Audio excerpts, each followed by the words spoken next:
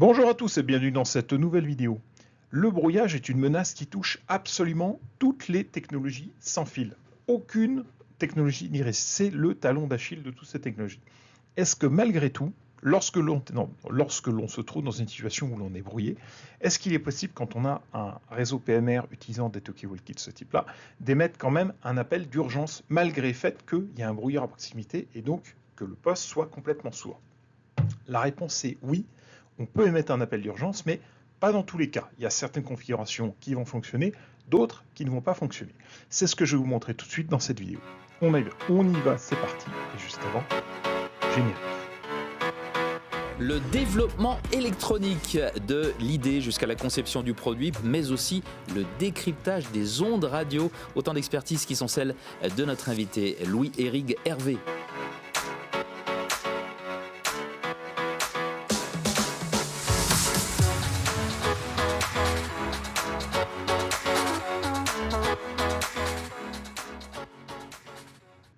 Alors, comme je vous disais en introduction, le brouillage, c'est le talon d'Achille des technologies radio. Rien n'y résiste.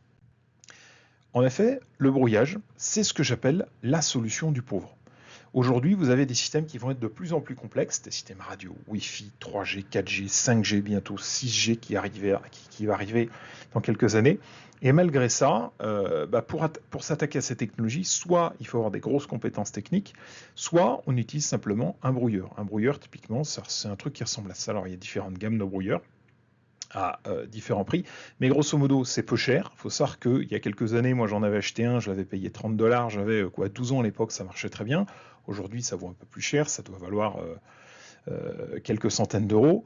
C'est assez efficace, c'est très simple à mettre en œuvre et évidemment c'est une menace qui est redoutée par les autorités puisque de par sa simplicité de mise en œuvre, il n'y a pas besoin d'avoir des compétences particulières, du matériel particulier, une expertise particulière.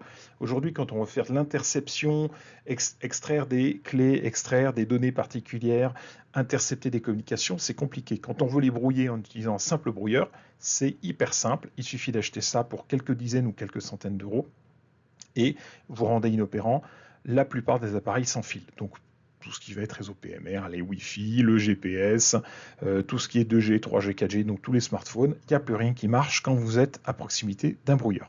Voilà. Donc c'est vraiment la solution du pauvre. Avant de poursuivre dans cette vidéo, je voudrais vous parler d'une petite anecdote. Une anecdote personnelle, quelque chose que j'ai vécu.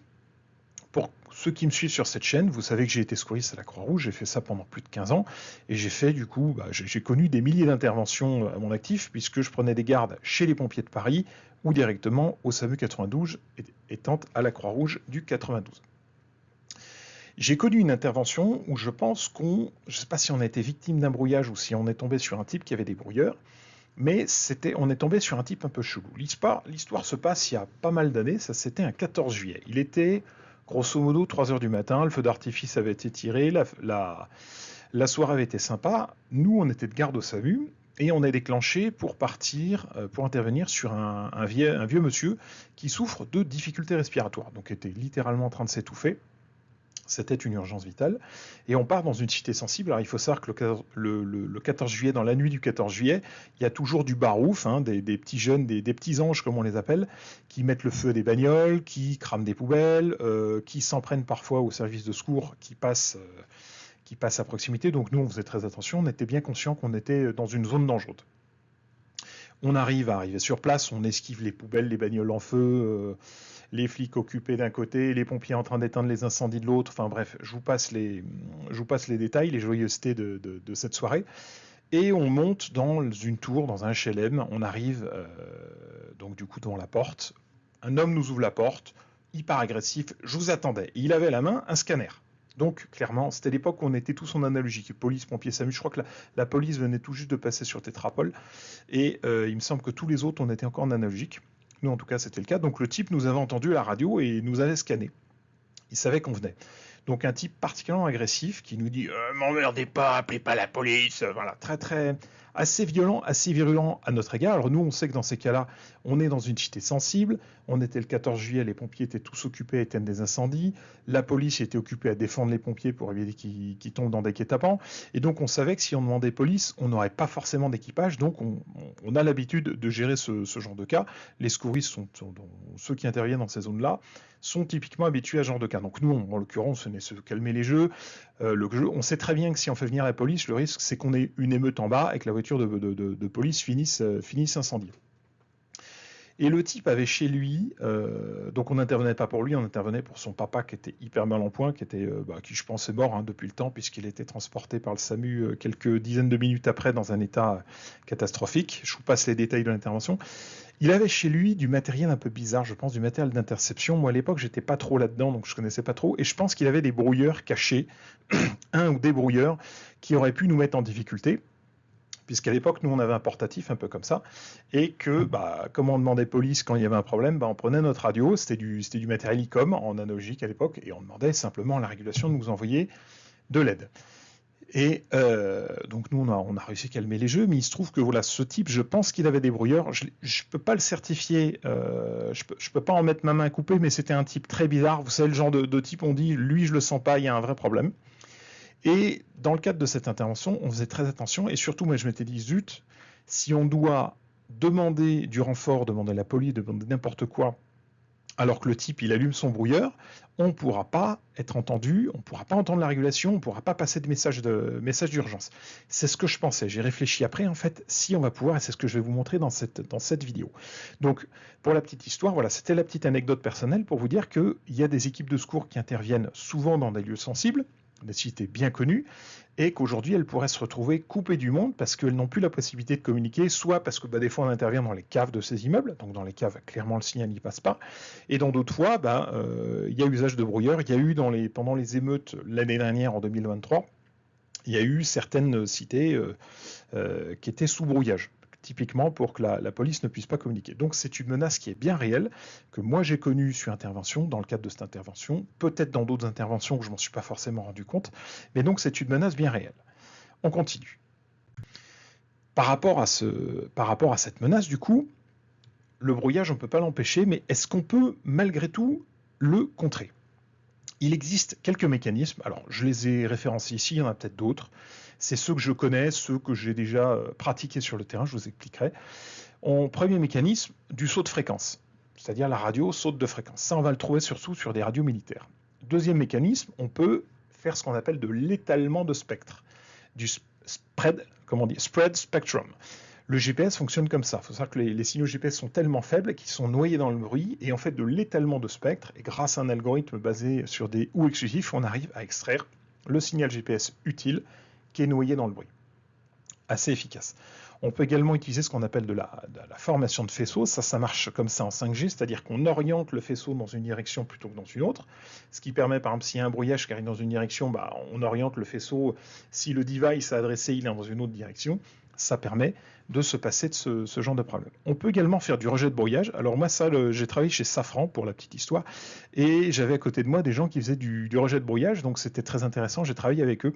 Ça s'appelle en anglais du null steering. Concrètement, on localise, grâce à un faisceau d'antenne, à un réseau d'antenne qu'on appelle du MIMO, du Multiple Input, Multiple Output, antenne, on va permettre de localiser la direction du brouilleur et grâce à des algorithmes mathématiques d'éliminer cette direction ou d'atténuer le signal. Ça, c'est très utilisé dans les drones, notamment militaires. Quand ils vont sur des zones de combat avec des brouilleurs GPS installés, ils sont capables d'aller plus loin qu'un simple drone qui aurait un récepteur classique, puisqu'ils sont capables de rejeter le brouillage jusqu'à un certain niveau de brouillage. Évidemment, si vous êtes juste à côté du brouilleur, le brouilleur il va tout brouiller, le rejet de brouillage ne va pas fonctionner. Donc voilà ces techniques. Et le saut de fréquence aujourd'hui, on l'utilise. Alors ça marche par exemple en modélisme aujourd'hui. Moi qui ai fait de l'aéromodélisme, on utilise beaucoup cette techno FHSS, Frequency Hopping Spread Spectrum, pour éviter de se brouiller les uns les autres. Il y a des récepteurs qui sautent de fréquence en fréquence dans la bande des 2 GHz pour éviter de se brouiller. Et quand il y a des collisions, ça va tellement vite qu'en fait la collision n'a pas le temps de poser de problème. Et on peut être à plusieurs émetteurs allumés, comme il y a plein de bandes de fréquences dispo et que les récepteurs passent leur temps à switcher, par exemple, je crois que en mode ISM était 1000 fois par seconde, eh ben on n'a pas de problème de brouillage, ou très rarement. Il y a de temps en temps des collisions, mais ça ne se voit pas, ça ne se perçoit pas. Donc voilà quelques mécanismes qui permettent aujourd'hui de contrer des brouillages.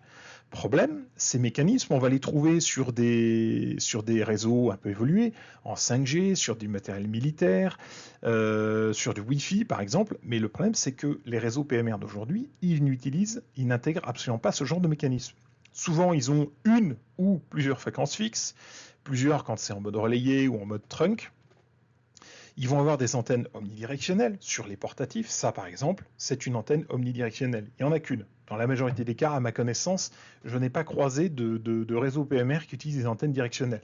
Sauf quand on les monte sur certains relais, sur certains pylônes, et qu'on veut orienter le faisceau dans une direction. Mais côté terminal, côté équipement comme ça, c'est de l'omnidirectionnel. Également, pas de MIMO. Comme il n'y a qu'une seule antenne, on ne peut pas faire du MIMO, c'est-à-dire qu'on ne peut pas recevoir le signal depuis plusieurs antennes différentes et en extraire le bruit. C'est comme ça que font les réseaux d'antennes pour faire du rejet de brouillage ou de la formation de faisceaux. Il faut plusieurs antennes. Là, ça ne fonctionne pas. Ou MIMO ou diversité. Ça peut porter aussi un autre nom qu'on appelle diversité d'antennes ou diversity en anglais.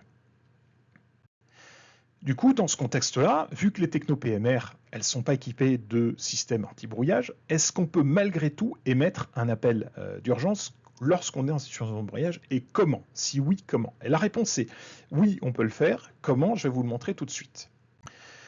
Prenons le cas d'un réseau PMR classique. Vous avez un site relais, alors un ou plusieurs relais, qui est comme ceci. Là, j'ai représenté deux terminaux, un poste portatif et un poste mobile. Le poste portatif, on va le brouiller. Imaginez qu'il se trouve à proximité d'un brouilleur.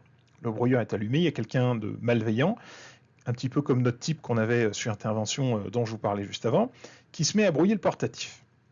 Qu'est-ce qui va se passer? Le portatif, il ne va plus du tout entendre le relais.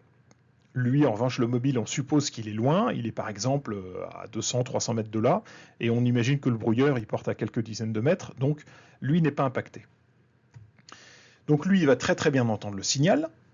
Il n'y aura aucun problème. Par contre, au niveau du portatif, lui, il n'entendra rien du tout. Il sera sourd comme un pot. Il n'y aura pas de signal du tout. Pourquoi? Parce qu'il sera sous l'influence du brouilleur qui se trouve juste ici. Dans ce cadre-là, on se dit, le poste, il n'entend pas ce qu'on dit là. Mais si j'appuie sur le bouton d'urgence, malgré tout, est-ce qu'il ne peut pas émettre? Eh bien si, en fait. Il faut savoir qu'un poste comme ça fait entre 3 et 5 watts dans les modèles du marché. Et si c'est un mobile, c'est plus, ça peut monter jusqu'à 50 watts. Donc le brouilleur, il va le brouiller, il va l'empêcher d'écouter, d'entendre. Il est sourd comme un pot, ça va rendre le poste sourd comme un pot. Par contre, si le poste émet un appel d'urgence, il pourra être reçu par le relais. Donc on imagine par exemple que j'appuie sur le petit bouton d'urgence qui se trouve ici, là, tac, où je passe un appel d'urgence, urgent, équipe agressée sur intervention, telle adresse. Moi, je ne vais pas entendre ce que me dit la régulation, mais la régulation va pouvoir m'entendre. Pourquoi? Parce que dans ce cadre-là, c'est juste le portatif qui est brouillé. Il va être plus puissant que le brouilleur, donc quand il va émettre, le relais, lui, va l'entendre. Et dans ce cadre-là, ce que je voulais dire, c'est que si une équipe de secours se retrouve coincée sur intervention, soumise à des brouillages, avec un réseau PMR, elle va pouvoir, malgré le brouillage, émettre un appel d'urgence. Elle ne pourra pas du tout entendre ce qu'on lui répond, mais elle va pouvoir se signaler, dire « j'ai une situation d'urgence, je suis à tel endroit », voire carrément l'envoyer automatiquement sa position GPS en appuyant sur le bouton. La position GPS va être reçue, mais le plus souvent, on sait où sont les équipes, puisqu'on connaît l'adresse. Et ensuite, la régulation va pouvoir envoyer les moyens nécessaires. Envoyer les renforts et la cavalerie, c'est nécessaire. Donc, comment est-ce qu'on peut émettre un appel d'urgence malgré un brouillage? Ce que je voulais illustrer avec cette diapo, c'est que dans le cas où on brouille un ou plusieurs portatifs, ils vont quand même pouvoir émettre un appel d'urgence. En revanche, si le brouilleur, on le met à côté du relais, là, je ne l'ai pas représenté, mais là, on met un blackout du réseau, puisque c'est le relais qui se retrouve complètement sourd, et le relais, il ne va rien recevoir, donc il ne va rien émettre non plus. Donc là, effectivement, on paralyse tout. Mais dans le cas typique de l'équipe de secours qui se retrouve soumise à des brouillages comme j'ai connu moi sur mon intervention à 3-4 heures du matin, là, un 14 juillet, on n'était pas brouillé, ou je ne sais pas s'il l'a lu à un moment donné son brouilleur, mais le type chelou, à supposer qu'une équipe de secours se retrouve comme dans la situation que j'ai connue sous l'effet d'un brouillage, ils pourront quand même émettre un appel d'urgence grâce aux vieilles technologies PMR s'ils sont en difficulté. Alors, attention, cette technique, cependant, elle ne va pas fonctionner tout le temps. Il y a quelques exceptions que j'ai référencées dans un tableau.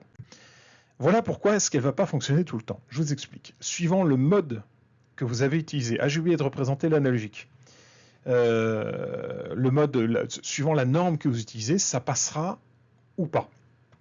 Je m'explique. Vous prenez le DMR par exemple. En mode direct, ça va fonctionner. Aucun problème, le mode direct va fonctionner.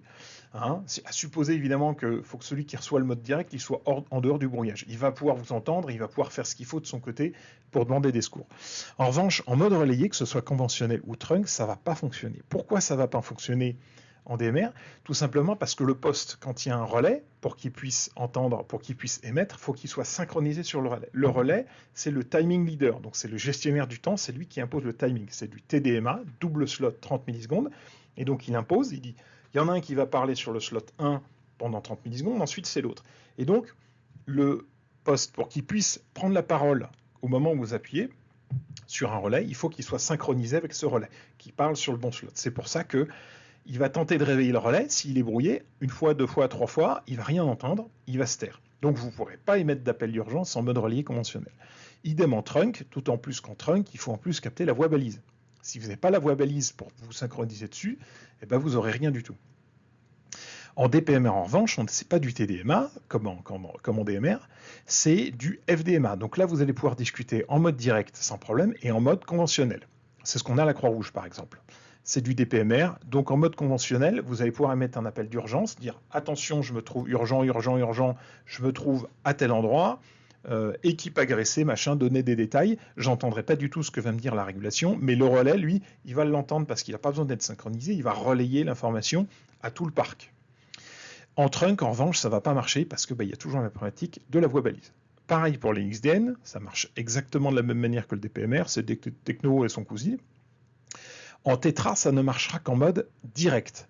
Il n'y a pas de mode relais conventionnel, puisque par définition, le tétra, c'est un mode trunk. Donc en mode trunk, on ne capte pas la voix balise, le poste ne pourra pas fonctionner. Donc tous les pays qui utilisent du tétra qui se retrouvent brouillés, ils ne pourront pas communiquer.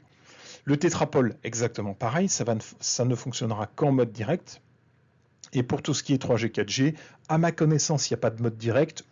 J'ai vu qu'il existait quelque chose dans la norme qu'on appelle device to device. Je ne l'ai jamais rencontré, donc je ne sais pas comment il marche. En tout cas, en pratique, on a tous des smartphones connectés au réseau avec une carte SIM. Ils ne sont pas en mode direct. Le mode relié conventionnel n'existe pas, donc ce sera que du mode trunk, entre guillemets, enfin du mode infrastructure. Et là, le mode infrastructure ne fonctionne pas. Donc, j'ai oublié une colonne qui est l'analogique. L'analogique, ça va marcher exactement comme le DPMR ou le XDN. Ça va marcher en mode direct et ça va marcher en mode relié conventionnel. Et mode trunk analogique, qu'on ne trouve pas trop, mais il y en a quelques-uns, je ne crois pas que ça fonctionne. Voilà. Alors, comme je vous ai dit, cette technique, elle ne va s'appliquer que dans le cas où c'est le terminal qui est brouillé, pas le relais. Si c'est le relais qui est brouillé, c'est toute l'infrastructure qui est paralysée. Évidemment, si vous voyez le relais, il n'entend rien, il est sourd comme un pot, donc il ne pourra pas relayer l'information qu'il reçoit. Mais bon, le coût du terminal brouillé, c'est quand même le cas qu'on va rencontrer le plus souvent, parce que les brouiller le relais, ça veut dire qu'il faut monter sur le pylône, il faut avoir un brouilleur à proximité, c'est un peu plus contraignant. Et les brouilleurs qu'on trouve sur le marché ne portent pas non plus très très loin. Ou alors il faut un brouilleur à plusieurs milliers d'euros, ou alors il faut un brouilleur de classe militaire qui va brouiller qui va être beaucoup plus puissant. Les brouilleurs de classe militaire, je doute qu'on en trouve facilement sur Internet. Voilà. Ce n'est pas à la portée de tous. Et maintenant, vous allez me dire, et le RRF dans tout ça? Intéressant, puisque le RRF, le réseau radio du futur, c'est le nouveau mode de communication qui remplace Tétrapol, qui sera basé sur un smartphone avec des communications beaucoup plus sécurisées en 4G, 5G. Est-ce que le RRF, il est en cas de brouillage? Comment ça va se passer? J'ai étudié le cas, et voici ma réponse. Le RRF, il a deux modes. Il a le mode classique, le mode infrastructure, qui est un smartphone connecté en 4G, 5G, qui lui va être totalement brouillé dans le cas où il y aura un brouilleur à proximité. Par contre, il va y avoir une poire à côté une poire mode direct. Alors je ne crois pas que ce soit ce modèle-là, ça il me semble que c'est une poire Bluetooth, mais ils vont avoir une poire à côté qui va permettre de communiquer en mode direct. Ce sera du DMR. Et ce mode du coup direct va permettre de communiquer sur le terrain si jamais il n'y a pas de réseau au niveau des équipes. Et c'est ce mode direct qui permettra de sauver une équipe si jamais ils sont soumis à un brouillage. Donc l'idée, ça ne fonctionnera en revanche que s'il y a quelqu'un à l'autre bout. C'est-à-dire qu'en DMR, en mode direct, vous allez parler, un petit peu comme vous avez un talkie dans la main, vous appuyez. S'il n'y a personne au bout, sur la même fréquence que vous, sur le même canal, pour réceptionner l'appel et pour transférer l'information à la coordination des pompiers ou directement au SAMU ou à la régulation ou que sais-je, ou à vos autorités, eh ben, cet appel, il aboutira à jamais. Donc, le seul moyen de s'en sortir, c'est que vous ayez un mode direct avec quelqu'un qui ne soit pas brouillé à quelques dizaines ou quelques centaines de mètres de là, qui puisse réceptionner l'appel. Si vous répond, vous ne l'entendrez pas, mais si vous entend, il pourra donner l'alerte. Donc voilà, le RRF, ce cas a été prévu, et il pourra faire face, dans le cas où il y a un brouillage, dans certains cas évidemment, je viens de vous le citer, en utilisant son mode direct et non plus son mode 4G, 5G. Du coup, nous arrivons maintenant à la conclusion de cette vidéo. Je n'ai pas grand-chose à dire. Ce que je peux dire, c'est finalement d'expérience, il est aujourd'hui impossible d'empêcher un brouillage. Quelqu'un qui déciderait d'aller planquer un brouilleur dans une voiture un soir du Bataclan sur une intervention où se trouvent des secours, ce sera impossible de l'empêcher, à moins qu'on le chope avant et qu'on l'empêche d'émettre. Mais si quelqu'un se promène avec un brouilleur sur lui, ça va être très compliqué de l'empêcher. C'est très, très difficile. Il va être en revanche possible de s'équiper de solutions qui permettent malgré tout de signaler un danger, même en situation dégradée. Donc quand je dis en situation dégradée, c'est en situation de brouillage. Les technologies PMR, elles peuvent aider en ce sens. Ce que je vous ai montré, alors c'est pas magique, on va pouvoir émettre l'appel, on n'entendra pas la réponse, mais on va pouvoir malgré tout dire qu'on est en difficulté et s'attendre à ce qu'il y ait de l'aide qui vienne. Et ensuite, petit à petit, plus tard, localiser le brouilleur, localiser la source du brouillage et y mettre fin. Dans ce cadre-là, je profite de cette conclusion pour lancer une petite dédicace et une salutation aux équipes de l'NFR qui luttent quotidiennement contre cette menace qui est invisible mais bien réelle, tant pour les services de l'État que pour les services de secours et même pour les services utilisant des technologies radio en général.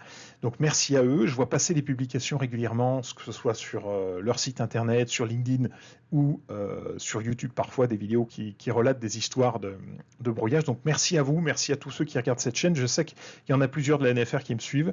Donc merci à vous qui luttez contre cette menace. On va en avoir besoin parce qu'avec des technologies qui vont être de plus en plus complexes et avec des histoires ces technologies qui vont nécessiter de plus en plus de compétences techniques pour pouvoir les attaquer, il suffit d'un simple brouilleur pour détourner tout ça, d'un coup de balai, un petit peu comme une guerre asymétrique où vous avez quelqu'un qui utilise des systèmes technologiques des systèmes d'armes technologiques ultra perfectionnés, et puis à côté de ça, vous avez le petit gars avec sa Kalachnikov qui fait un malheur parce que ça marche très bien et sans que ce soit très perfectionné. Là, c'est pareil, quoi. Vous avez des systèmes ultra sécurisés, 4G, 5G, typiquement le RRF, et vous avez un simple brouilleur qui peut tout mettre par terre sans avoir besoin de connaissances particulières en informatique, en cybersécurité pour attaquer le système de l'intérieur. Voilà, donc c'est le principe de la symétrie. Merci à vous qui luttez contre ces menaces, puisque potentiellement c'est des menaces qui pourraient être mises à exécution contre le service de secours. CF, la petite anecdote que je vous ai racontée en début de vidéo, et donc des choses qui peuvent arriver. Du coup, le petit mot de la fin, simplement, écoutez, merci à tous d'avoir suivi cette vidéo jusqu'au bout, j'espère qu'elle vous a plu, et je vous dis à très vite dans la prochaine vidéo. Ciao à tous!